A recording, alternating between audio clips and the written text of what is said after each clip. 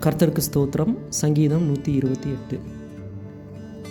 கர்த்தருக்கு பயந்து அவர் வழிகளில் நடக்கிறவன் எவனோ அவன் பாக்கியவான்.